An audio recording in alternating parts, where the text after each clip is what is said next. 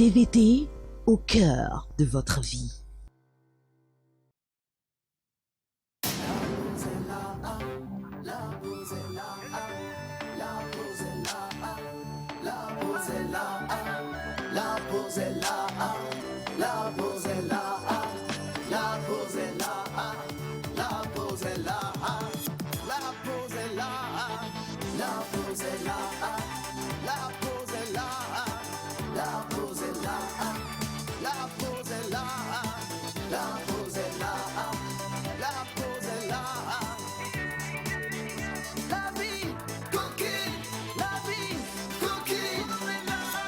La voix d'Orzik.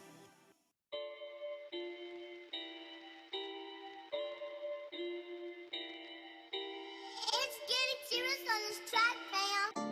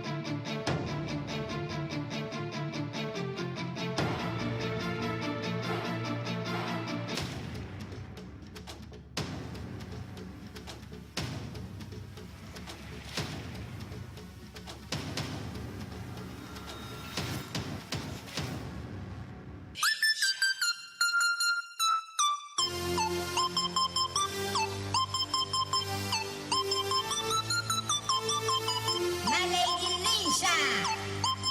Kiss me through the phone. Remix.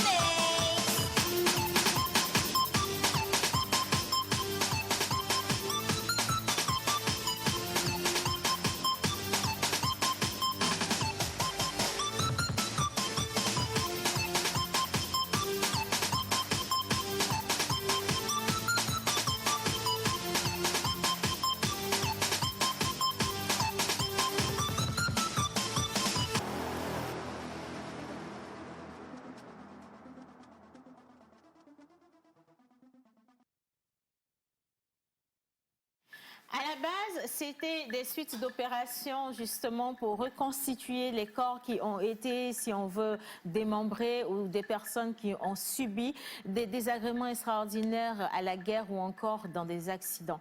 Aujourd'hui, c'est devenu des opérations juste pour rendre les femmes belles ou encore des hommes, leur permettre simplement d'avoir le corps de rêve. Mais au-delà de tout, ça reste des opérations qu'on fait en urgence pour sauver la vie de certaines personnes. Et dans cette émission aujourd'hui, écoutez, avant de commencer, je vous dis déjà bonjour. Nous avons décidé de vous présenter une chose ou un phénomène qui depuis un bon moment défère la chronique. On parle des opérations chirurgicales. Est-ce que la chirurgie est juste esthétique ou aujourd'hui encore elle garde cette substance-là de pouvoir redonner une nouvelle vie aux personnes qui sont réellement dans le grand besoin? Témoignage pour cette émission. Aujourd'hui, nous allons recevoir une grande dame. Elle est jeune chef d'entreprise. Elle est également restauratrice et elle a subi la chirurgie. Est-ce que c'est esthétique ou plutôt de reconstitution? On pourra faire justement la différence avec son témoignage que je vous invite à suivre dans cette émission. Nous sommes également mercredi aujourd'hui et nous allons parler littérature et rester dans le slam avec Menteur ambulant et Joël Misseboupo. Et comme toujours, lorsque nous avons un invité de taille, elle est là, notre petite fleur Linus, pour poser des questions coriaces. Bonjour tout le monde.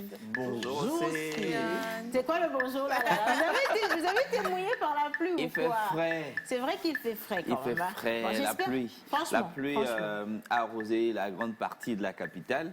Et je pense que ça a mis un peu plus de douceur dans les choses, un peu plus de fraîcheur dans les choses. Et puis ça donne cette envie-là d'aller au lit. Mais bon, comme on n'a pas mangé, on n'a pas encore fini l'émission, la pause.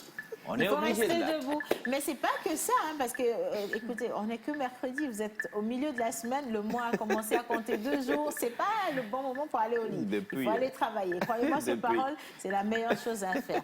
Alors, l'INIS national, international, interplanétaire, intergalactique, inter tout ce que vous voulez. Et on revient chez nous, inter-togolaise. Madame, bonjour. Bonjour Océane, comment tu vas? Ben, je vais bien aujourd'hui, je vais bien. Bouboutiquement, bien, J'adore ouais. justement ton boubou, j'aime vraiment beaucoup. On se fatigue moins. Coloré, soyeux, j'adore. C'est vrai que ça balaie tout le mais bon, Mais de c'est temps en joli. temps, il faut faire J'aime des beaucoup, actions j'aime sociales beaucoup. aussi. Hein. On reste Bonjour les citoyen. garçons. Bonjour Linus. Comment vous allez? Le plateau est coloré aujourd'hui. Hein? Très coloré. Tout le monde a une couleur assez particulière. Ouais, ouais. Alors, la chirurgie, Alors. esthétique ou de reconstitution? Ben, comme tu l'as dit au départ, la chirurgie esthétique, c'est déjà pour faire du bien. Faire du bien en ce sens qu'on sauve quelqu'un d'une maladie ou d'un accident qui a déchiré des parties de son corps.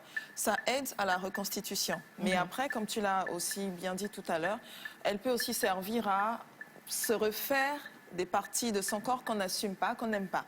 Et ça, c'est un phénomène qu'on rencontre beaucoup plus de nos jours, ce qui fait qu'on se demande, comme tu l'as fait, parce que tu as déjà tout dit, qu'on se demande également si déjà c'est nécessaire. Oui. Est-ce que ce n'est pas mieux de juste assumer son corps et de vivre sa vie et au lieu d'aller dans un endroit ou plutôt dans un hôpital, voir un chirurgien qui va vous refaire le corps, qui va vous refaire... moi, je connais des gens qui n'ont plus certaines côtes, Oui, par qui se sont fait exemple. retirer des côtes juste pour avoir une taille plus fine. Wow. Ça existe. Gardez la ligne. Garder la ligne. Il y en a qui font des chirurgies de lèvres pour avoir les lèvres un peu plus pulpeuses. Par Bon, exemple. toutes sortes de chirurgies, mais vraiment extraordinaires. Ah Est-ce ouais. que ça vaut la peine? Bon, D'arriver jusque-là jusque-là. ou d'aller dans ces extrêmes? voilà, on Pour une dira question que de beauté. c'est ça. On dira que certains, tout le monde assume ce qu'il fait en fait dans la vie. Mais après, il ne faut pas oublier qu'il y a parfois des conséquences. Est-ce qu'on est prêt à assumer la chirurgie esthétique avec ses conséquences? Ou est-ce on préfère plutôt s'accepter comme on est et vivre tout simplement sa vie? Donc, Voilà. La bonne question, c'est est-ce qu'il ne faut pas s'accepter tel qu'on est et juste faire avec, s'aimer suffisamment pour ne pas aller dans des extrêmes. Et au-delà de tout, aujourd'hui, la chirurgie esthétique n'est pas de l'apanage de tout le monde parce que C'est ça ça, coûte excessivement excessivement cher. cher. Voilà. Et il ne faut pas non plus s'y lancer en se disant qu'il n'y a pas d'effet secondaire. Il y en à a fait. toujours. Hein. Et ce qui n'est pas naturel chez vous ne le sera jamais. Même si on vous le fait avec la perfection nécessaire, C'est ça. laissera forcément des séquelles sur séquelles. le corps. On va en parler dans cette émission avec notre invité tout à l'heure, mais comme je le disais, on est aussi dans le cinéma avec Monsieur Joël. Eh oui, bonne nouvelle pour tous les cinéastes togolais. Depuis pratiquement hier nuit, c'était quand même de l'euphorie à tous les niveaux. Quand tu vois sur les réseaux sociaux, dans les groupes WhatsApp, cet événement, cette information qui vient encore mettre un peu plus de baume au cœur à tous ces cinéastes, vidéastes et aussi tous ceux qui produisent du contenu audiovisuel, ça fait quand même une belle victoire. Et hier, dites-vous, j'étais au téléphone avec le directeur national de la cinématographie qui dit, ben oui, nous avons fait notre part, ils ont fait leur part. Maintenant, le secteur de la cinématographie ou encore le secteur du 7e art est formel. Formel par ce code, le code du cinéma et de l'image animée qui a été voté hier à l'Assemblée nationale. Et qu'est-ce que ça apporte au quotidien du cinéaste? Qu'est-ce que ça ramène dans le secteur? Qu'est-ce que ça vient régler? Qu'est-ce que ça vient diriger ou encore redimensionner? On va en parler, mais ce ne sera pas pour tout de suite. Ce sera pour la semaine prochaine avec sur ce plateau le directeur national de la cinématographie. On ira un peu plus en détail, mais aujourd'hui, on va revenir sur ce Togolais résident en Italie. Il travaille avec la diaspora, les grands acteurs. On va visiter également ce personnage. Et puis bon, voilà, on va rire un peu, on va apprendre aussi. Bonjour, bienvenue. Merci beaucoup, Joël. Alors, chirurgie esthétique, est-ce que tu connais des personnes dans ton entourage qui sont allées à ça? Oui, beaucoup de personnes, mais au prime abord, on entendait parler de la chirurgie esthétique de loin avant, il y a quelques années. Mais aujourd'hui, ça a pris de l'ampleur. Quand je dis ça a pris de l'ampleur, c'est que maintenant c'est tout près de nous. C'est-à-dire qu'un Tout le monde peut voisin se l'a fait, permettre. un cousin l'a fait, que ce soit sur le territoire, que ce soit à l'échelle internationale. Mais comme tu l'as dit, c'est aussi une question de moyens. Mais C'est ça. attention, sur le marché noir, on retrouve aussi des médecins ou encore des docs qui peuvent pratiquer cette chirurgie. Tout à Mais fait. dans quelles Quelles conditions? conditions? Ce sont des questions que moi-même je me pose. Sinon, j'en ai connu, j'en connais, qui vivent avec des séquelles. Paix à leur âme, il y en a qui ont n'ont pas eu la trépassé chance de parce qu'ils n'ont revenir. pas eu la chance. Voilà. Donc franchement, réfléchissez avant d'aller aux extrêmes. Hein. Allez, on reste maintenant en slam avec notre cher ami montant en Bélan, 26 candidats pour le départ de ce concours. Nous sommes à la moitié présentement et le vendredi prochain, certains vont devoir encore rentrer chez eux. Champion Slam pose poursuit son petit bonhomme de chemin et hommage à toutes les entités ici présentes en commençant par l'Esprit Saint.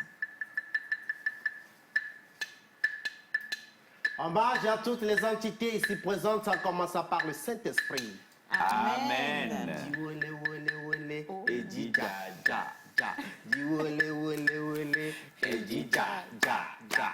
Dis wole, wole, wole, et dis ja, ja, ja. Et soumis matin, hein, en fait. Aujourd'hui, nous sommes le 22 septembre 2021 et sur le calendrier grégorien usuel, nous fêtons les Maurice en pays éveillé, ça veut dire Koku, Aku, Akua, en pays Kabien, c'est les Tilano, Tilabalo. Mais pour la partie du jour, vous aurez encore la récap de la semaine dernière, ce qui s'est passé avec la Champions Slam Pose. Et aussi, nous sommes dans le monde de l'invention aujourd'hui. On va retrouver un charmant invité qui va venir nous parler de son invention avec une histoire, pas rocambolesque, mais Digne d'un digne film d'un de la film de la pause. Merci beaucoup, Monteur Ambulant. Allez, on va partir pour Bizarre, mais avant ça, on vous présente notre invitée d'aujourd'hui, celle qui a accepté de témoigner, celle-là qui, au départ, avait des problèmes d'obésité et à qui on a trouvé autre solution que la chirurgie, pas esthétique, mais une chirurgie de reconstitution ou de reconstruction. Qu'est-ce qu'on dit? Maman, de toutes les Reconstruction. façons, c'est la même chose, hein. Chirurgie esthétique ou reconstitution. C'est pour embellir la chose, on dit reconstitution. Sinon, c'est la même chose. Bon, alors, oui, mais quand même, je me dis, c'est pas forcément pour être plus jolie, mais quand ça donne, ou c'est la seule solution pour un souci Pour de sauver santé, une vie. pour sauver une vie, je dirais simplement la chirurgie de saut. Anyway, on va en parler tout à l'heure. Je vous invite à regarder ce petit élément et juste après, on part pour Bizarre. J'ai failli mourir à cause de la graisse et l'obésité. Jeune chef d'entreprise, diplômé en marketing management au Maroc, notre gladiateur de la semaine est propriétaire du restaurant ivoirien incontournable chez Fatou Aloumé. Femme au grand cœur, disponible pour les autres, Fatou a initié plusieurs actions sociales à l'endroit des orphelinats au Togo. Malheureusement, elle a été terrassée par une obésité chronique qui l'a rendue malade et l'a conduite à la porte de la mort. Elle témoigne. Mon cœur, mon intestin, mes poumons, tous les organes étaient recouverts de graisse nuisible. Je n'arrivais plus à vivre normalement. Je prenais du poids à une vitesse exponentielle et je tombais malade trop souvent. Les docteurs m'ont diagnostiqué cette obésité chronique qui nécessitait une opération urgente, autrement, je mourrais d'un AVC. La seule solution que j'avais eue était la chirurgie, mais elle était aussi dangereuse. Pour connaître la suite de notre témoignage, rendez-vous ce mercredi à 11h30 dans la pause sur la TVT, canal 260.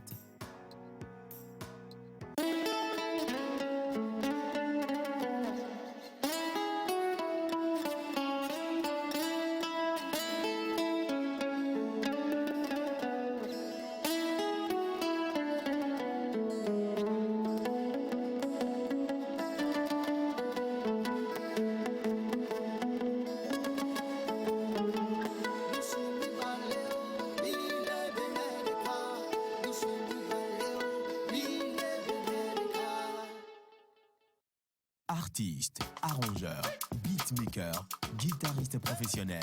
Contactez Manu Lior pour vos enregistrements de chansons dans un cadre pro. Prendre cours de guitare, piano ou batterie et de voix. Contact 91 80 24 84.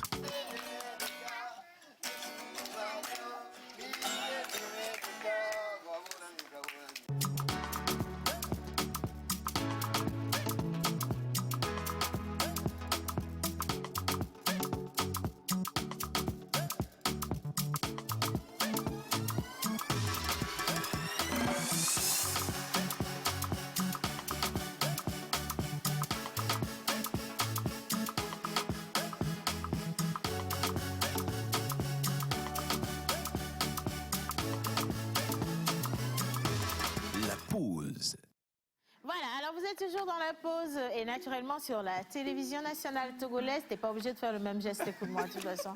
Et aujourd'hui, on parle de chirurgie esthétique, également de gros talents. Comme l'a dit Mentor Ambulant, on va vous faire découvrir un instrument créé par un Togolais, mais une histoire des plus extraordinaires. Mais avant ça, on reste sur la belle histoire de Champion Slam Pose avec Mentor. Champion Slam Pose, nous serons à la demi-finale ce vendredi avec nos 14 candidats. Mais avant d'arriver le vendredi, on va encore vous faire découvrir ce qui s'est passé le vendredi passé. Ino, si tu es prêt avec la récap, on y va. Champion Slam Pose. Oui. Appelez l'honneur. Plus caméléon. Bravo. 4 siècles d'esclavagisme. Notre histoire ne se résume pas à la conférence de Berlin et à l'impérialisme. Notre histoire n'est pas seulement un mélange de guerre ethnique et de tribalisme. Pourtant, nous sommes des opprimés hantés. De la même façon qu'un esclave peut devenir maître de son maître. L'Afrique n'est pas le papier, mais la feuille. De toute façon, la feuille de route tombe sans doute dans un arbre généalogique. Les jeunes font des arts logiques. Mudana na buru, amizona, e bismora na iyazi ina si doge donitna, doge histoire wa basna. On te baba de jesibe yo do abimianti, evo oba de buto, be ya ira le nana me so hoho, enti anya famia be nunu monsieur so savon. De la même façon qu'un esclave peut devenir maître de son maître, l'opprimé ne restera pas opprimé. Car, tôt ou tard... Wallahi, nourris d'abord ton arbre fétiche. Fils, c'est bien que tu t'es frayé tes propres branches, mais n'oublie pas que tu pars d'un tronc commun. Fichal. Oh là là, Dieu, coudonia. Quand on a des miens, Afrique, on a les lagnas, si on a sonia, n'est pas trop facile à la vagina, now. Et il y a plein système. Et il y en a trop quoi. Entre dans l'histoire. Alors mes écrits baladent entre les cris de mépris compris entre l'Occident et l'Afrique. J'écris à l'encre du sang de mes sentiments, tout en sachant que les miens se reposent simplement. En deux mots, en deux mots, en deux mondes, j'aimerais voler, mais j'ai des modèles, des modèles, des mots. Les racines que le soutiennent sont des pensées de braves hommes qui ont combattu dans les champs de blé et qui sont partis sans aucun blé. Je suis héritier de la fierté, de la... Fils du baobab à la tombée du règne des Toubabs, c'est de là que les barbes de mon savoir entrent dans l'histoire. Alors...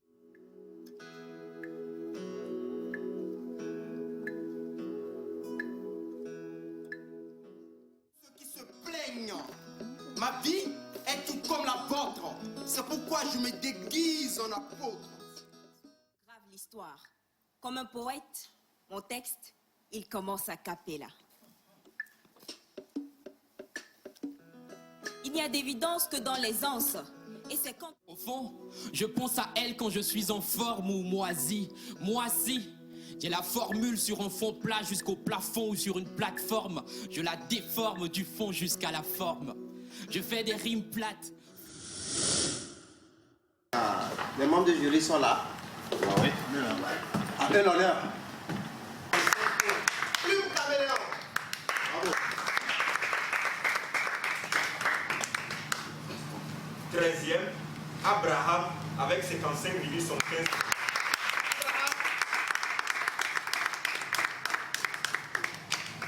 12e, avec Théo, 56,63.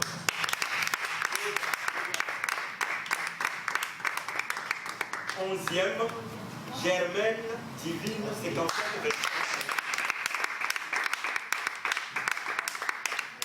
10e, Edmond avec 60. 9e, Ange de vérité, 62 points. 8e, Aïda avec 62,13. 7e, Cardiaque avec 63,13. 6e, L'idéal avec 64 points. 5e, Titanic avec 64,63.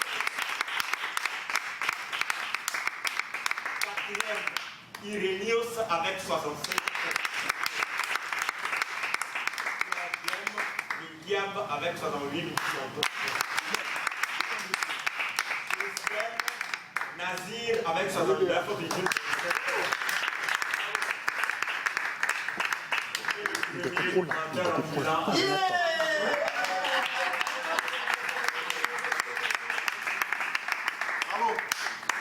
Et le premier, bien sûr, d'Ainsi 60.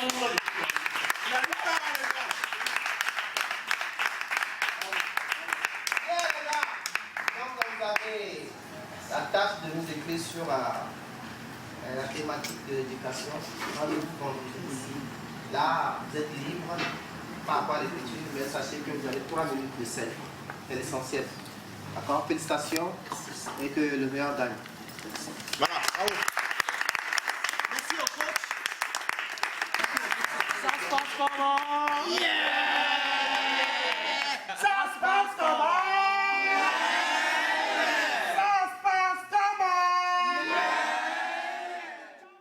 Alors, faites pas attention au bruit qu'il fait à la fin parce que ça également, ça fait partie de Mentor ambulant.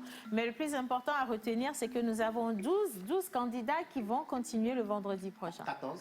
14 candidats qui vont continuer le vendredi prochain avec les coachs, donc coach Lina qui est avec nous, coach Joël, coach Wisdom et coach John à qui j'envoie un coucou. On aura également 2 coachs qui seront dans le public comme ce qu'on a eu le vendredi dernier. Mais est-ce qu'on peut déjà connaître leur identité? Oui, nous avons Général Doc. Et puis l'écrivain Echa. Ah ouais. Grand remède. Voilà. Alors, on a des personnes très aguerries qui sont également dans la littérature, donc slameurs, conteurs, écrivains, qui seront parmi les coachs et donc ils vont pouvoir noter les candidats. Alors, si vous êtes en train de nous regarder présentement, je veux m'adresser aux candidats. J'espère que cette fois-ci, vous allez donner tout ce que vous avez dans le ventre. Mais je retourne à la coach Linus pour savoir qu'est-ce qu'elle donne à ses candidats cette fois-ci. La dernière fois, on a vu de beaux spectacles. Ouais. Mais cette fois-ci, qu'est-ce qu'on n'a jamais vu justement? Bon, alors déjà, c'est de l'écriture. Parce que comme tu le sais, il faut qu'il nous présente un texte. Ouais. C'est déjà l'écriture bien faite, pour commencer. Et ensuite, on va aller sur la performance, essayer de donner un peu plus de conseils pour qu'il se donne à fond, comme tu l'as dit, parce qu'on attend un spectacle. Oui, c'est vrai qu'on est juste là, on se dit c'est juste dans la pause, mais non. Ce sont de vrais talents à détecter et des talents qui pourraient peut-être nous représenter ailleurs. Qui sait? Donc les gars, comme Océane l'a dit, mettez-vous à fond et prenez ce que vous faites au sérieux tout en vous amusant. Je sais que ça peut paraître contradictoire, mais c'est la meilleure des choses à faire. Voilà, la meilleure manière de réussir en toute chose, c'est surtout de prendre plaisir à la faire. Hein, donc n'oubliez pas cela. Par contre, chez Joël, cinéma, la dernière fois, il y a eu plein de candidats qui ont joué dans certains groupes. Chez Joël, combien de candidats sont passés? Moi, tous mes candidats sont passés. Hein. Ah, ben bravo. Tous mes candidats sont passés parce que j'ai travaillé avec eux sur l'attitude scénique. Ensuite, on a mis un peu de jeu d'acteur dedans. Joël qui a fait que ils sont encore dans la compétition, eux tous, en général, 100%. Et là, on travaille encore sur le test, la qualité même du texte, la diction et puis... La présentation. On doit donner non pas seulement du spectacle à ces chers téléspectateurs, mais en plus une qualité dans l'expression même de ces textes. Oui. Voilà, a signé le coach Joël. Hein. Et puis j'envoie un gros coucou à coach John qui lui a perdu. Combien de candidats? Plus de la moitié. Non, mais Joël, et puis Jerry Wisdom, il en a perdu aussi ou pas? Oui, il en a perdu également. Ok, voilà. Mais c'est pas grave. Hein. Et toujours, il faut le rappeler. C'est la raison de leur absence aujourd'hui. Je ne crois pas. Mais bon, vous savez, c'est une compétition. Ceux qui aujourd'hui ne sont plus dans la danse ne déméritent pas pour autant. Hein. Franchement, vous les avez vus. Vous donnez des tests pour la première présentation. Ils étaient tous super excellents. Après, il y a des critères qui font échouer certains. Et parmi ces critères, il y a la présence scénique, il y a la gestion du stress, il y a la diction, il y a plein de choses. Et si vous manquez quelque part ou ça manque d'équilibre, ça peut facilement vous faire sortir du jeu. Mais vous êtes toujours là. Préparez-vous pour la prochaine saison. Pourquoi pas, ce sera à vous le meilleur. C'est ça, on dit dans le slam, c'est pas toujours le meilleur qui gagne. Voilà. Maintenant, nous avons un meilleur qui a gagné justement sur ce plateau parce que lui, il est parti dans ce qu'on appelle invention. Ce n'est pas évident d'inventer, franchement. Et aujourd'hui, il y a une grosse concurrence lorsque vous êtes dans l'électricité. électroménagers. Mais nous avons de jeunes Togolais qui font des choses super extraordinaires. Et quand on vous dit de consommer local, ça commence aussi par ce que vous faites avec ce que vos frères présentent ici ou qu'ils fabriquent ici. Qui d'entre vous a un seul objet qui a été créé, constitué, monté de toutes pièces par un Togolais? Si vous avez un objet, envoyez-nous une photo dans cette émission ou alors envoyez-nous juste un message pour témoigner. Moi, j'ai un objet qui a été créé, conçu, réalisé par une Togolaise. C'est le boubou que je porte aujourd'hui. Ah Et ouais. d'ailleurs, j'envoie un gros bisou à Tachita. Merci beaucoup. Et toi? Ben, c'est également le kimono que je porte aujourd'hui. Voilà. Je fais un gros bisou à Angeline. Voilà. Joël, on sait que ta chemise, c'est ton couturier habituel. Donc, tu n'as pas besoin de le dire. Je suis moi-même mon couturier. Ah ben voilà. Donc, je me fais un bisou. Mais il fallait nous dire ça depuis. On allait ramener des pagnes pour que tu nous fasses de belles tenues. Non, ne venez pas m'encombrer. N'est-ce pas? Ok, d'accord. Alors, nous avons un invité. Bonjour, monsieur. Oui, bonjour l'équipe. Bonjour. Bonjour. Comment vous allez? Je vais bien. D'accord. Et vous? Ben, Ça nous va. allons Super bien. Ici, on va toujours très très bien. Surtout quand vous nous amenez des cadeaux et qu'on est sûr que vous ne repartez pas avec. Avec les on est éléments, très heureux, franchement. Oui, ce qui m'a séduit, c'est que vous êtes charmant. Oh, merci. Il a les beaux mots. Dis donc. Ouais. Montez en ville. Alors, nous sommes sur le plateau avec M.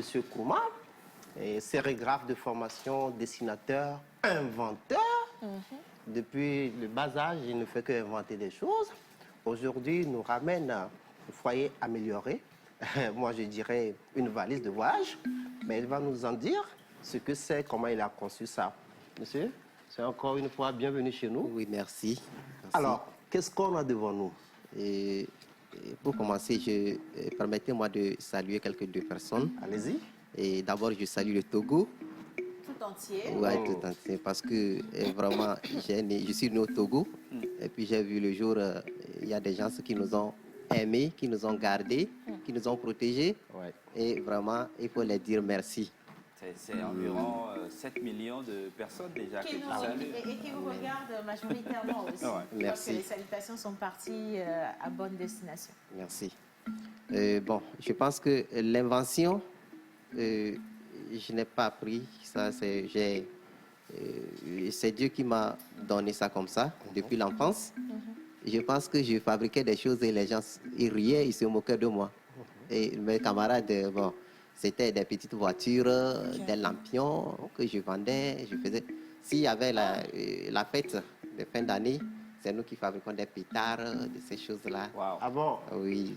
C'est pas plutôt bricoleur ou c'est Bricoleur ou inventeur, ça ou les dépend. deux, c'est... Non, Je dès crois le que bas on âge, peut il était juger. bricoleur. Oui. C'était beaucoup Dans- plus des bricoles. Oui, ce qui veut dire que j'avais cette attrait manière-là pour, de fabriquer, de me concentrer, fabriquer quelque chose que je ne connais même pas, je n'ai jamais vu. Et j'ai continué. Oui. Et je pense qu'après mes études, j'ai appris aussi un métier. Je vais dire merci à mon patron, Maker, Placou Maker, Oui. qui n'a pas vraiment, il m'a aidé, ce monsieur. Et donc, après ça, j'ai fait mon atelier et j'ai continué l'invention. Mais comme j'invente, des fois, bon, les gens ne voient pas ça comme quelque chose qui va m'apporter. Mais comme c'est dans ma peau, j'ai continué. Et je pense qu'avec le temps, un peu, les gens sont en train de... Réaliser de se rendre que vous compte. avez un vrai talent. Voilà. Alors, monsieur Nadeau, j'avais dans votre présentation, j'ai capté deux choses. Vous avez dit que vous avez fait des études. À la base, vous avez fait quelles études? Et après, vous avez fait une formation. Dans quel domaine également? Bon, disons, moi, je ne suis pas allé loin dans mes études.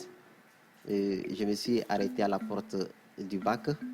Ah, c'est loin, hein, le Déjà, bac. parce c'est que, déjà- c'est loin. c'est très, très loin. Oh, le bac même, c'est déjà le portail, c'est pas... Bon, j'aurais pu continuer si Il y avait j'avais les moyens. j'avais des moyens. Ah. Ok. Mais bon, et quand on vit, tout continue. On continue sûr. par se former Bien sûr. et puis je continue par étudier. Voilà. Alors, ça, c'était le bac. Et ensuite, vous avez fait une formation. Oui, Dans quel domaine? c'est la sérigraphie. D'accord. La sérigraphie, écrit sur les t-shirts. Bon, moi-même, je suis dessinateur. Ouais. Je dessinais quand je ne savais même pas qu'est-ce qu'on appelle peinture. Et les dessinateurs appréciaient et on m'amenait avec eux Et quand j'arrive, on me montre des choses, moi je dessine et puis ça va très bien. Maintenant, quand je suis arrivé, Dieu m'a permis d'apprendre le métier de la sérigraphie, qui est le frère du dessin. Et ce monsieur, il m'a aidé, il m'a fait voir comment l'homme peut écrire des choses tellement très jolies sur une chemise, sur un objet, une voiture. Je faisais des dessins.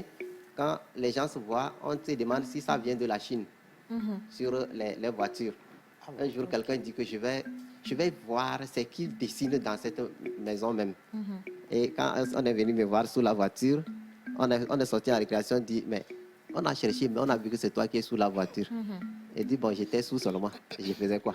Donc, ça a plu aux gens.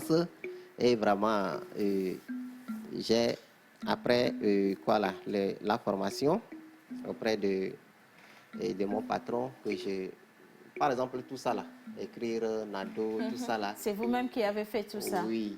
La décoration, quand on me donne une place publique. Comme notre plateau ici, par exemple? Oui. Quand vous allez venir, ce que vous voulez, ce que vous m'avez montré, c'est ce que je vais vous produire. Et plus que ça, quand quelqu'un va voir, il y a un monsieur qui m'a appelé de venir décorer sa chambre. Quand il est fini, il a dit que ces personnes-là aussi, ils sont ici, ils sont à Lomé ici. La preuve, elle est là, justement. Voilà. Et là, il m'a demandé combien. Je l'ai dit 120 000. À la fin, il m'a donné 200 000. Il dit non, que ça va. Parce que le travail a été bien fait. Alors, monsieur Nadeau, mentor ambulant, je veux vraiment qu'on se concentre sur ce qu'on a sur le plateau. Parce que je sais que beaucoup de téléspectateurs se demandent quels sont ces objets qu'on a rajoutés à notre décor aujourd'hui. Je vais me lever et aller vers le premier qui attire mon attention. Alors, au milieu, je vais dire ce que je vois. D'accord? Ici, je vois un Montévi. Ça donne toujours l'impression d'un moulin, le tout petit, par ici. Mais ici, je vois bien une valise qui aurait pu m'accompagner en vacances. Un trolley. Un trolley, voilà, une valise, franchement. Et là, je vois un semblant de tonneau. Voilà, un petit tonneau. Alors, on va passer d'objet en objet. Ici, qu'est-ce que nous avons? Je pense que j'invente les machines. Les machines aussi.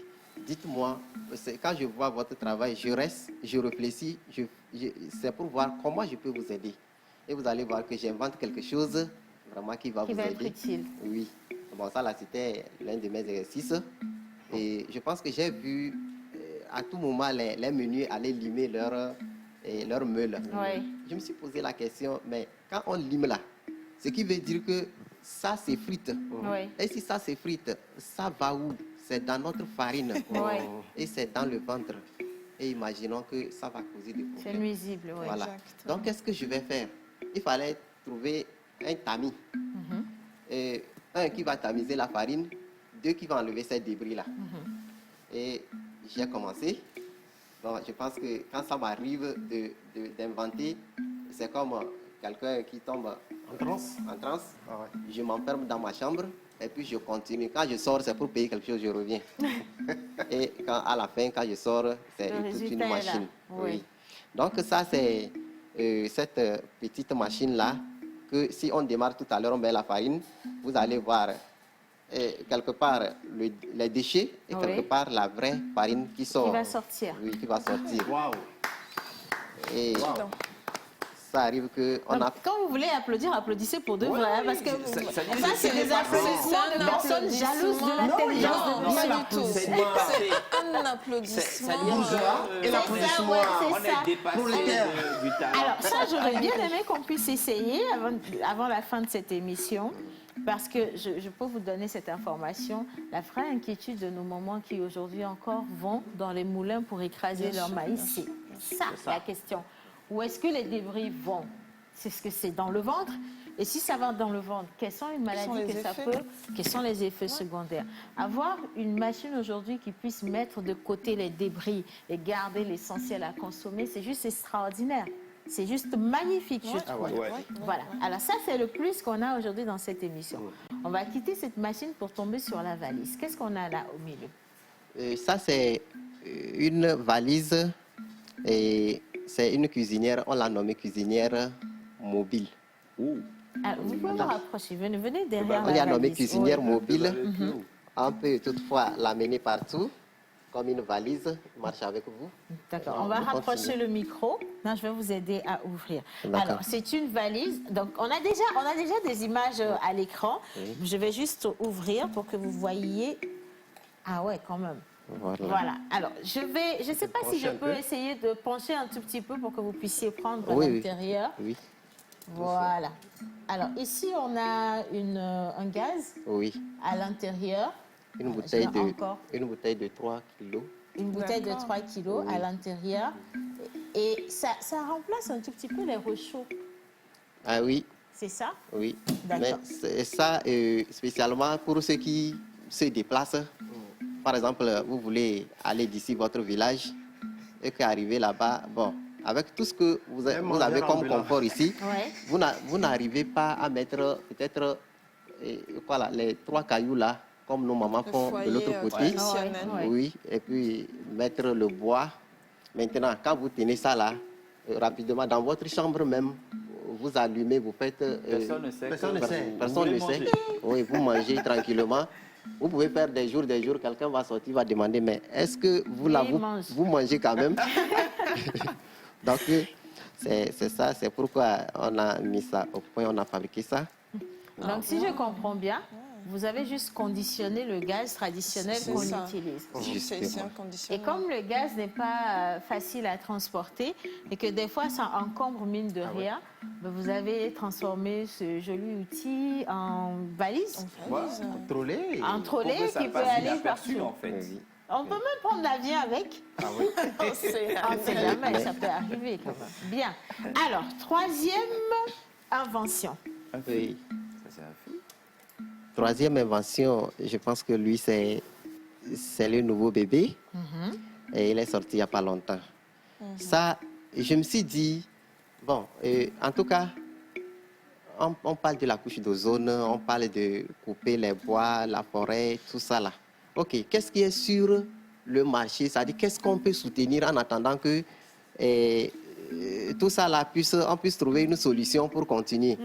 Et quand j'ai regardé, je me suis dit, j'ai vu, on a envoyé sur les réseaux sociaux, il y avait une famille qui est brûlée. Ouais. Oui, je ne sais pas si vous avez vu ça, toute une famille qui est brûlée, c'est un enfant qui est resté, et parce qu'un enfant s'est levé la nuit et puis il a claqué quelque chose. Et la bouteille, il a tourné un peu le réglage, et puis tout le monde a eu... Ils sont morts asphyxiés. Oui, ils sont asphyxiés. Donc, je ne sais pas, ils ont voulu ouvrir la porte et puis ça s'est enflammé. Donc, je me suis dit, avec ça là, les gens ont déjà les bouteilles de gaz et continuent par acheter en abondance. Maintenant, il fallait limiter les dégâts parce que c'est bon. Mais quand ça arrive qu'on a décalé un peu dans l'utilisation, ça peut nous tuer. Donc, des fois, quand vous allez aller au service, il y a des enfants à la maison, il y a les bouteilles là, c'est difficile. Vous vous demandez, qu'est-ce que je vais arriver voir à la maison? Est-ce que les enfants là, ils vont bien gérer ça? Donc, je me suis dit qu'il faut fabriquer quelque chose. Et ça, c'est un foyer sécurisé. Un foyer sécurisé. Voilà. D'accord. Et à quel endroit on met la bouteille de gaz finalement? Parce qu'ici, il n'y a pas de bouteille à l'intérieur. Il n'y a pas de bouteille à l'intérieur. Oui. C'est que bon, et pour mettre la bouteille, il suffit d'enlever ça là. Le couvercle. Vous l'ouvrez. D'accord. Et vous mettez la bouteille à l'intérieur. Maintenant, vous le replacez tout doucement. Maintenant, ici, c'est là où on ouvre et là où on met la main pour régler la flamme. Oui, la flamme, le modérateur, je veux dire, le modérateur de... Oui. OK. D'accord, donc c'est là où on met la main pour régler. Et on a fait ça d'une manière qu'il est économique. Parce que l'air ne s'invite pas dedans. Mais avec ces trous-là, on gère l'air. Et vous allez voir que quand vous achetez une bouteille, quand c'est libre, façon dont ça consomme, parce que l'air prend ça et votre nourriture, ça ne cuit pas vite. Ça, c'est vrai. Mais ici, là, c'est lui-même qui gère. Et votre nourriture, ça cuit vite. Quand vous finissez de préparer, vous fermez. Et puis, vous mettez les cardinaux. si Et vous c'est voulez fini, bien. Et c'est terminé. fini, oui. Et aucun enfant ne peut aller s'amuser avec. Monsieur Personne. Nadeau, allez vous asseoir. Merci, Merci. beaucoup. Waouh. Félicitations. Alors là, on vous a présenté 3 appareils. Donc le premier qui permet de, si vous voulez, de mettre de côté, de trier les déchets de votre farine. Voilà. Ensuite, vous avez un gaz qui est totalement conditionné, comme une valise. Vous pouvez voyager avec où que vous alliez. Et vous avez maintenant un appareil de sécurité pour les gaz à la maison. Parce que oui, on a reçu, tout le monde a reçu une vidéo qui parle de l'utilisation du gaz, les méfaits du gaz, les accidents. Et donc, on a remarqué aussi pour la plupart que ce sont les enfants qui vont s'amuser avec le gaz. Et ça vous permet justement de garder les enfants loin de votre gaz et vous êtes en sécurité. Alors, maintenant, Mentor, est-ce qu'on peut parler des coûts? Justement. À combien on peut prendre ces machines? Et je pense qu'on a fait les trucs, et pour le moment, on a fait le coût par rapport aux dépenses qu'on a fait sur les choses. Mais ces dépenses qu'on a fait sur les choses, et on a acheté des choses 1-1. Or, quand vous achetez les choses 1-1, ça coûte bien cher. Ouais. Voilà. Donc, nous, on a fait le coût par rapport à ce 1-là. Et nous... c'est pas encore industriel. C'est un prototype, Nous pensons qu'un jour, nous aurons, c'est-à-dire, nous pourrons acheter...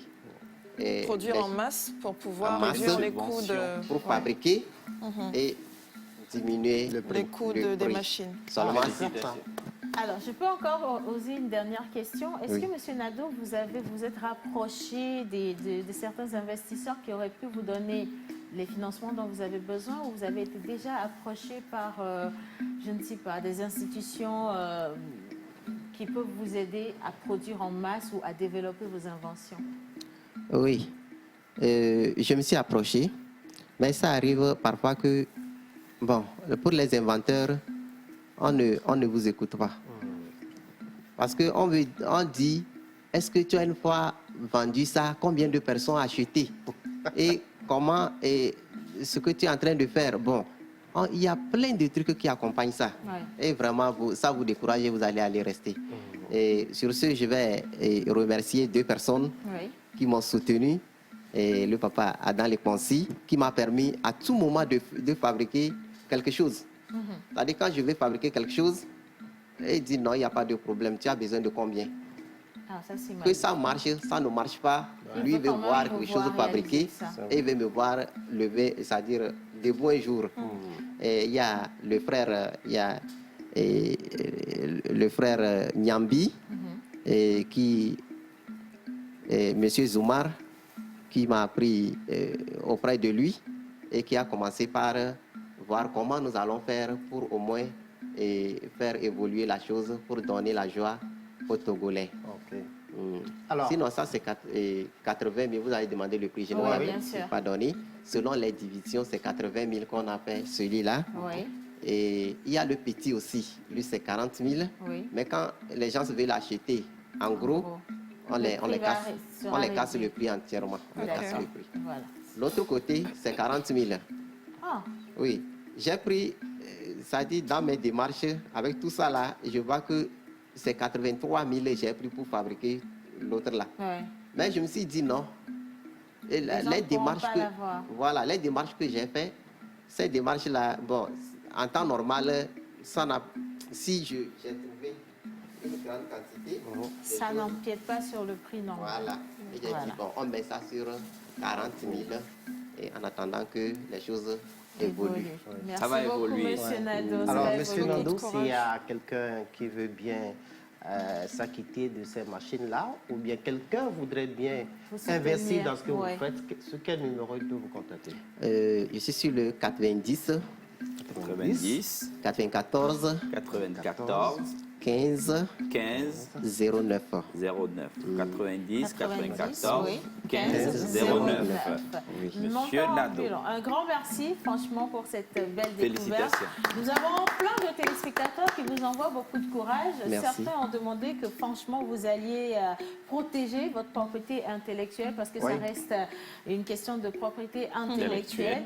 Mais au-delà de ça, nous vous souhaitons surtout beaucoup de réussite et nous allons vous demander également d'essayer de vous rapprocher des personnes ressources qui pourront vous aider à protéger vos inventions et surtout à pouvoir les développer. Si vous avez envie de soutenir notre grand inventeur togolais, il est togolais, je le précise, le 90 94 15 09, c'est le numéro à appeler.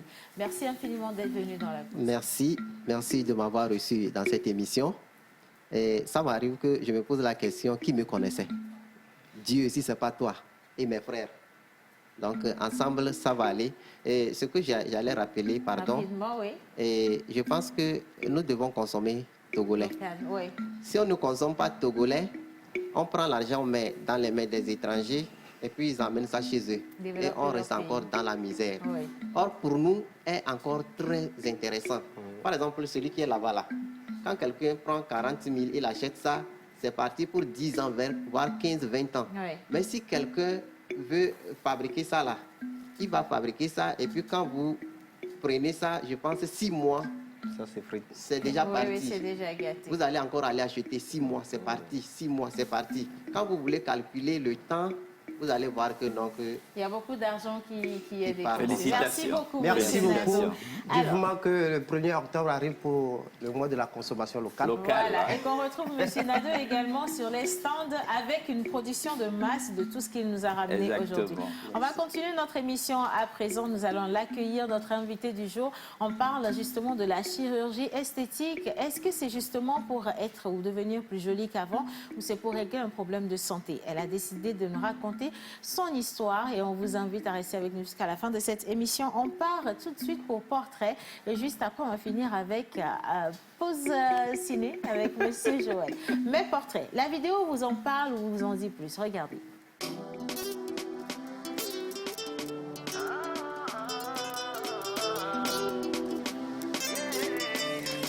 La voix d'or.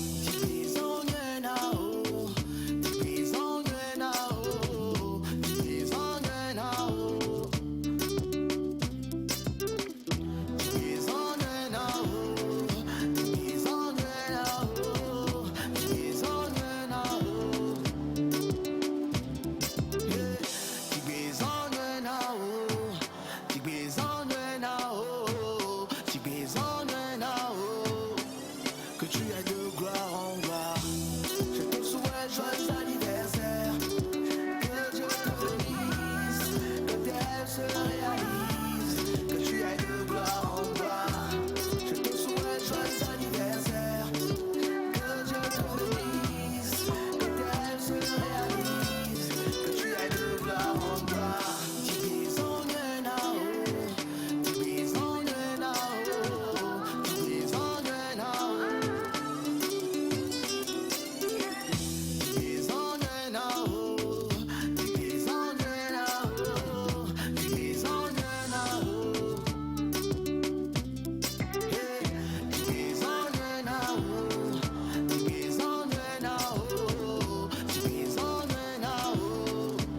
Que tu aies de gloire en gloire. Je te souhaite joyeux anniversaire. Que Dieu te bénisse.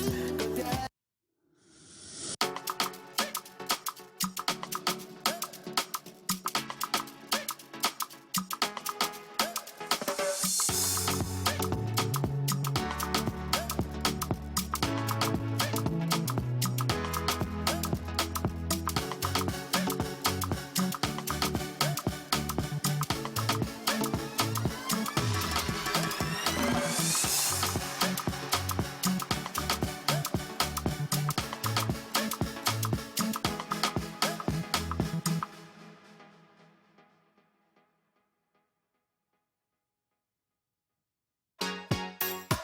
J'ai failli mourir à cause de la graisse et l'obésité. Jeune chef d'entreprise, diplômé en marketing management au Maroc, notre gladiateur de la semaine est propriétaire du restaurant ivoirien incontournable chez Fatou Aloumé. Femme au grand cœur, disponible pour les autres, Fatou a initié plusieurs actions sociales à l'endroit des orphelinats au Togo. Malheureusement, elle a été terrassée par une obésité chronique qui l'a rendue malade et l'a conduite à la porte de la mort. Elle témoigne. Mon cœur, mon intestin, mes poumons, tous les organes étaient recouverts de graisse nuisible. Je n'arrivais plus à vivre normalement. Je prenais du poids à une vitesse exponentielle et je tombais malade trop souvent. Les docteurs m'ont diagnostiqué cette obésité chronique qui nécessitait une opération urgente, autrement, je mourrais d'un AVC. La seule solution que j'avais eue était la chirurgie, mais elle était aussi dangereuse. Pour connaître la suite de notre témoignage, rendez-vous ce mercredi à 11h30 dans la pause sur la TVT, canal 260.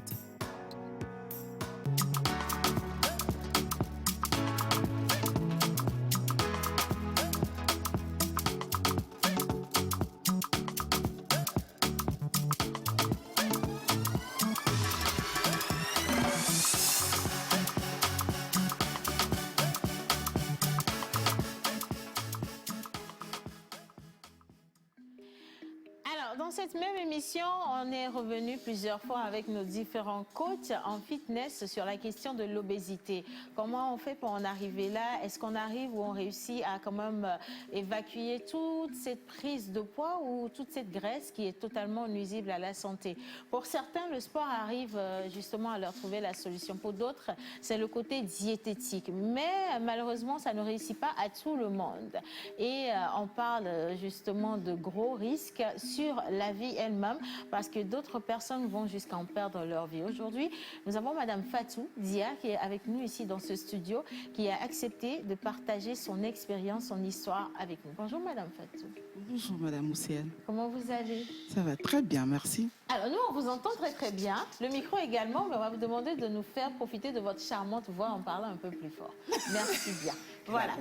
Alors, comme le petit élément qu'on a diffusé avant de revenir au plateau a parlé un tout petit peu de ce qui s'est passé. On a vu également dans cet élément des images de vous avant et des images de vous aujourd'hui, y compris vous en présentiel avec nous sur le plateau. Est-ce qu'on peut revenir un peu sur cette question d'obésité? Quelle a été votre histoire avec? Il faut dire que pour moi, ça a commencé il y a 2 ans de cela. J'ai pas trop compris, mais tout ce que je savais, c'est que je prenais beaucoup de poids. Et c'est allé à une vitesse fulgurante. Il faut dire que c'est pas que je mangeais beaucoup, hein. Ouais. C'est pas que je mangeais beaucoup, mais en fait, je comprenais pas ce qui se passait, en fait.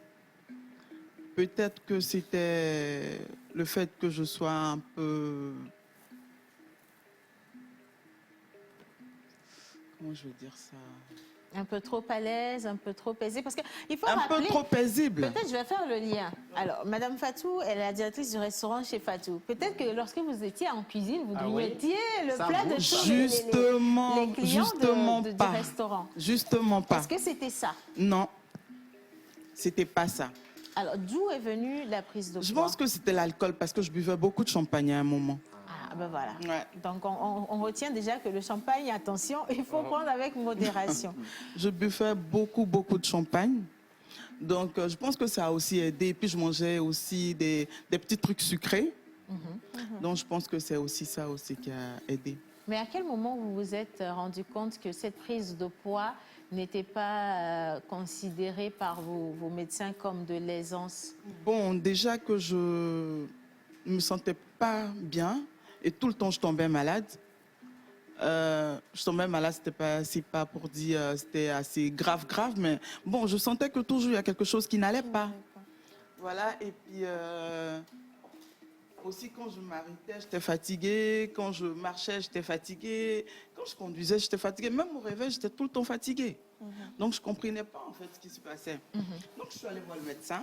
On va garder le micro. Je suis allée voir le médecin et arrivé là-bas, le docteur a demandé qu'on me fasse des analyses parce qu'il a dit Fatou, tu grossis rapidement, ça va pas. Et on est allé, on a fait des scanners et tout. C'est là ils ont vu que j'avais beaucoup de graisse au niveau déjà du foie, au niveau du cœur. J'avais aussi de la graisse, mais en forme de boule dans les intestins. Et j'avais aussi de la graisse sur les intestins. Voilà. Et j'avais aussi la transpiration qui devenait un peu plus collant que d'habitude, en fait. Et qui était moins sucrée. Voilà. Voilà. Et donc, oui. Je me suis dit, il y a quelque chose qui ne va pas. Et quand vous avez ramené les résultats de votre scanner au médecin, le médecin a dit non, que ça ne va pas. Il faut que je trouve une solution. Et la seule qui peut me conseiller, vu mon état et vu le taux de graisse que j'ai, une opération. Et en ce temps, vous pesiez combien? D'abord, avant la prise de poids, j'étais à 75 kilos. C'est-à-dire, comme je suis maintenant. 75 kilos. Oui, 75 kilos. Et là, pendant la prise de poids, jusqu'à ce que j'aille faire les analyses, j'étais à 150 kilos. Wow. Ouais. 150 kilos. C'était carrément le double. En période de combien de temps? En espace de 2 ans. Non, 1 an et demi, 2 ans, oui. 1 an et demi, 2 ans, oui. 1 an et demi, 2 ans. Alors, on passe de 75 kilos au double, 150 kilos.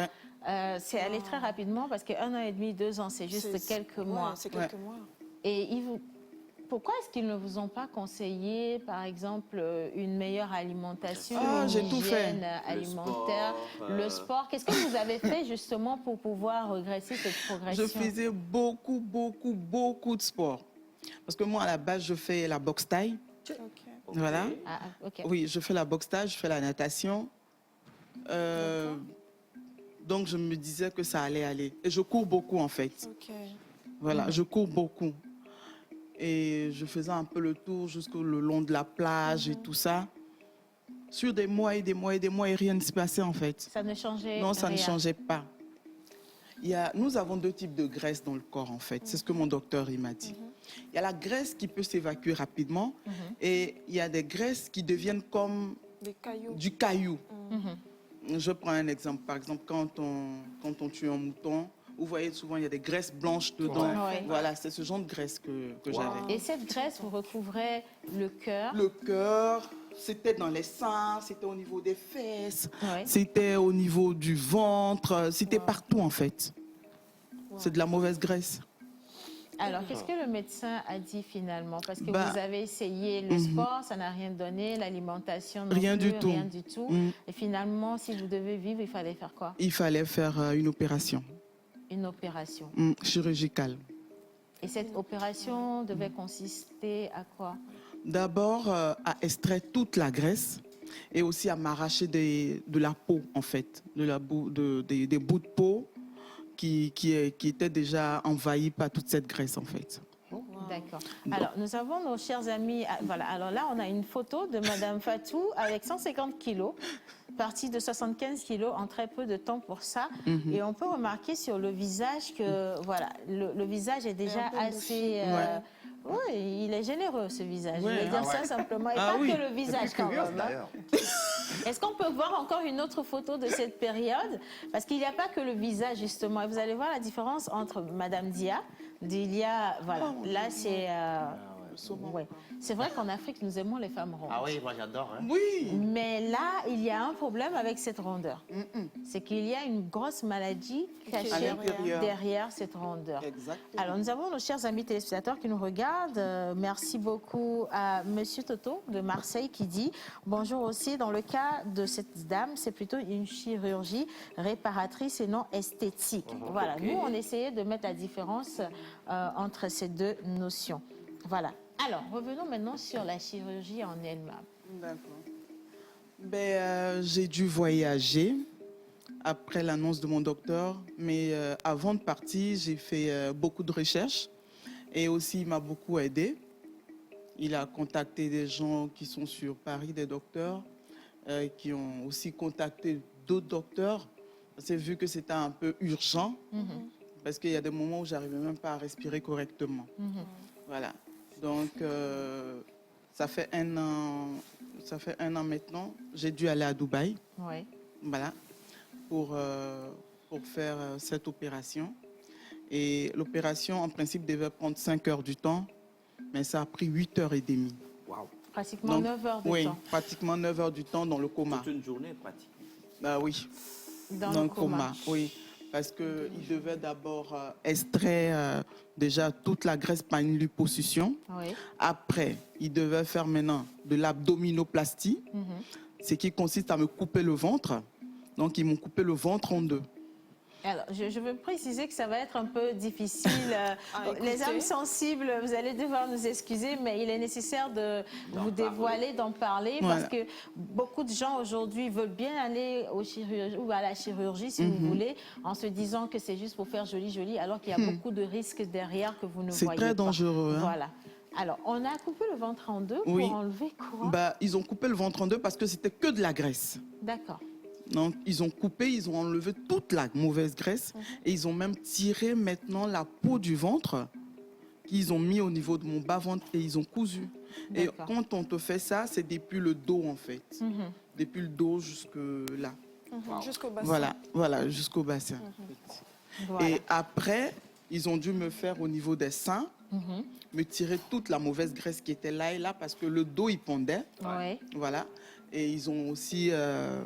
tiré aussi de la graisse au niveau de mon cou et ils m'ont ouvert carrément le cou par rapport au visage. Donc ils ont fait encore là-bas, ils ont... En fait, c'était un travail... Alors, c'est ça, je comprends pourquoi ça fait 8h30. Oui. Très méticuleux et très dangereux. Oui. Parce que c'était un truc de beaucoup de docteurs. Ils ont dû étudier sur le cas d'abord parce que faire une opération pour le visage, c'est assez compliqué. Donc, si pas méticuleux, petit point par petit point, il risque de fauter. Même au niveau de l'abdominoplastie, on vous déplace le nombril. C'est après, quand on finit tout, normalement, qu'on replace le nombril. C'est vraiment de la reconstruction. C'est de la reconstruction. Alors, tout ça, ça a été parce que, justement, il y avait un gros risque par rapport à votre prise de poids. C'est ça. Et je voulais juste rappeler à nos chers amis téléspectateurs qu'aujourd'hui, on veut surtout parler des effets néfastes de la chirurgie esthétique, parce que même si aujourd'hui, Madame Fatou est bien debout, qu'on la voit, ça a quand même été une opération qui a duré pratiquement 9 heures de temps. Effectivement. Et au-delà de ça, il y avait également des effets secondaires. Oui. J'étais mal, très mal. J'ai cru que j'allais y rester. Mais je rends grâce à Dieu. Moi, je veux bien revenir sur le réveil. Après 8h30 d'opération, comment on est dans sa peau? On est déjà troublé parce qu'on n'a plus cette graisse qui nous rend solide, en fait. Donc, on peut plus s'arrêter, en fait, sur les pieds. Vous devez être porté pendant peut-être 2 semaines déjà à l'hôpital là-bas. Et quand vous arrêtez, vous avez envie de tomber parce que... Vous n'êtes pas en équilibre. Non. Parce que c'est la graisse qui vous mettait en équilibre. Et là, vous n'êtes plus en équilibre là. Et aujourd'hui, Madame Fatou, toutes ces jeunes filles qui veulent aller se faire des opérations parce qu'on voit des influenceuses qui sont très bien Je ne le conseille pas même à mes ennemis. Parce qu'aujourd'hui, tout le monde considère que pour être jolie, avoir une bonne poitrine, il faut aller à la chirurgie. Oui. Quel conseil vous avez à leur donner? Déjà, qu'ils essaient de s'accepter soi-même. Moi, j'ai été obligée de faire la chirurgie esthétique. Parce qu'à la base, je n'étais pas comme ça. Et je me suis laissée aller pour grossir. C'est pourquoi j'ai été vraiment obligée, parce que j'étais mal à l'aise. Je ne vivais plus. J'étais malade. Toute cette forme que j'avais au niveau des fesses et des seins, du ventre et tout, je n'étais pas en bonne santé. Il y a des gens qui sont gros naturellement. Hein. Ça, c'est que de la viande. Il n'y a pas de problème. Ça pose pas de non, problème. ça, il n'y a pas de problème. Il y a des gens qui sont gros naturellement, il y a des gens qui ont des bonnes formes naturellement. Ça, c'est magnifique, c'est bien. Mais pour nous qui ne sommes pas comme ça, et qui prenons un coup surtout en 2 mois, c'est pas bon, c'est de la maladie. Il faut se poser des questions. Il faut se poser beaucoup de questions. Donc j'ai été obligée de le faire. Je sais pas que je me suis dit, il faut que j'aille faire la chirurgie. Non. Ça, c'est beaucoup d'argent dépensé. Déjà. Donc je pouvais le garder, peut-être acheter un terrain quelque part à Baguida. par exemple. Ah bah oui, parce que Alors, c'est beaucoup d'argent. il y a Lina qui a une question. Oui, en fait, est-ce que c'est une question? Moi, j'aimerais juste dire, par rapport au fait de grossir d'une façon incontrôlée, Vraiment. toutes les personnes qui se retrouvent dans la même situation, peut-être qu'il faudrait faire attention. C'est ça. Ne pas, lorsque vous sentez que vous prenez démesurément du poids, essayez de contrôler cela, d'aller chez le médecin pour ne pas aller dans ce genre d'extrême. Et ensuite, pour revenir sur la chirurgie, il faut préciser que tout ce qui a été refait de façon esthétique, c'était pour que vous ayez un équilibre du côté, enfin, sur votre plastique. Donc, ce n'est pas une chirurgie que vous êtes allé faire esthétiquement parce que vous aviez envie de paraître différemment. Voilà. Donc, j'aimerais quand même... Alors, il y a quelqu'un qui demande, j'aimerais savoir si madame a eu des douleurs à son réveil et sur combien de temps ces douleurs. Et ça a pris combien de temps pour guérir de toute cette chirurgie? J'ai eu ces douleurs sur 8 mois. 8 mois? Oui, 8 mois. Parce que quand vous vous réveillez, pour ce que j'ai fait, pour tout ce que j'ai fait, parce que j'ai fait tout le corps de la tête aux pieds, vous commencez à vomir du sang. Eh bien, dis donc. Voilà. Et ça, c'est très dangereux. Oui, le ventre, le sang commence à sortir. Vous vomissez vraiment beaucoup de sang, sans compter ce que vous drainez, parce qu'on vous met deux tuyaux ici. Ouais. Pour drainer tout le mauvais sang. Maintenant, vous commencez à vomir. Vous vomissez, en fait. Wow. Et vous n'arrivez plus à manger. Pendant au moins peut-être 2 semaines. Vous n'arrivez plus à manger. À boire même, c'est difficile. Il faut changer totalement son habitude. Oui, ou ses non, il faut habitudes de changer vie. tout, en fait. C'est qu'on n'a plus de vie. Sur 6 mois, vous n'avez plus de vie. Ça, je peux vous le garantir. Alors, il y a quelqu'un d'autre qui demande si est-ce que vous pouvez continuer les exercices physiques et est-ce qu'elle peut continuer ces exercices physiques et est-ce qu'elle entretient sa chirurgie? Oui, j'entretiens les exercices physiques. Je les fais souvent. Pas trop parce que la plaie est encore là. Voilà. Après 1 an? Oui, après 1 an, la plaie est encore là. Si, si. C'est normal. La plaie est encore là parce qu'on vous a quand même coupé le ventre. Hein. Tout à fait. On vous a coupé le ventre, on vous a coupé le visage. Là, c'est les... Je ne sais pas si vous pouvez voir, mais c'est les On points vous a de suture, placé? en fait. Ok, Voilà, les points de d'accord. suture. Sous le cou. Ouais. Et quelqu'un d'autre qui veut savoir si vous avez changé entre-temps votre habitude alimentaire ou vous Oui, êtes... vu que j'ai juste maintenant qu'un seul intestin, un bout d'intestin en fait. J'ai juste maintenant un bout d'intestin. L'intestin ne fait plus comme ça. C'est juste un bout. Donc, si je mange une salade maintenant, là, si je mange une salade maintenant, je bois de l'eau, je suis rassasiée.